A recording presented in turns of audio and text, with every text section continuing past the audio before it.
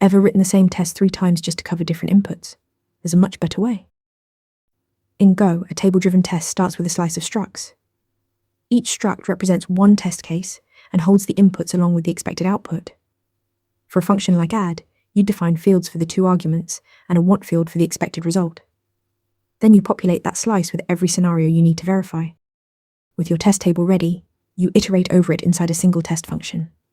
For each case, you call your function and compare the actual result to the expected value. This one loop replaces what would otherwise be a flood of near-identical test functions, one per scenario. The flow is always the same. Pull a case, run it, assert the result. To make failures easier to diagnose, wrap each iteration in t.Run. Pass a subtest name and a closure. Now each case gets its own labeled line in the test report, so when one fails you can pinpoint exactly which scenario broke without reading through a wall of output. The real win is maintainability. Adding a new scenario means appending one struct to the slice. No new test function, no copy-paste. This pattern appears throughout the Go standard library and is widely considered the idiomatic way to write tests in Go. Table-driven tests combine a struct slice, a range loop, and t.Run into Go's most readable and scalable testing pattern. Try converting your next test function to use this approach. Ready to practice for your next interview?